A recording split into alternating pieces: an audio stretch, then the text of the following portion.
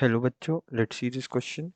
The question says an isothermal process is associated with and we have four options. हमें बताना है कि इन चारों में से isothermal process को सबसे अच्छा डिस्क्राइब कौन करता है.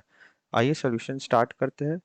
Question is from the chapter thermodynamics and हमारा की कॉन्सेप्ट इस क्वेश्चन को सॉल्व करने के लिए होगा जो पूछा गया है आइसोथर्मल प्रोसेस.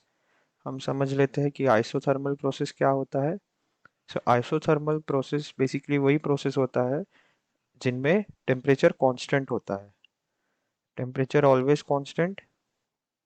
नाम में ही लिखा है iso, iso in constant and thermal मतलब टेम्परेचर. सो टेम्परेचर कांस्टेंट यानी del T is equal to zero होता है.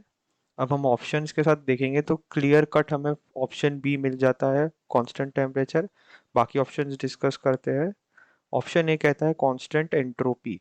एंट्रोपी का फॉर्मूला होता है del S is equal to Q reversible divided by T यानी टेम्परेचर. यहाँ क्यू रिवर्सिबल मतलब हीट जो यहाँ पे हम कर रहे हैं heat supplied in reversible process. अब यहाँ पे अगर टेम्परेचर कांस्टेंट होता है so del S would be directly proportional to Q reversible. इसका मतलब क्यू रिवर्सिबल कांस्टेंट नहीं है.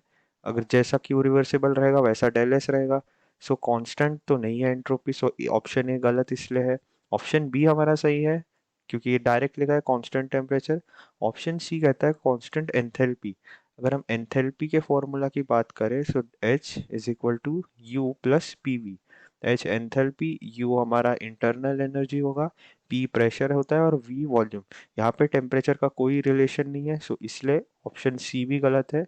एंड ऑप्शन डी पे लिखा है चार large change in heat content. अगर टेम्परेचर में डिफरेंस ही कम है तो हीट कंटेंट में लार्ज चेंज कैसे आएगा. तो ये ऑप्शन भी गलत हो जाएगा. And hence the correct option would be option be constant temperature. I hope you understood this well. All the best.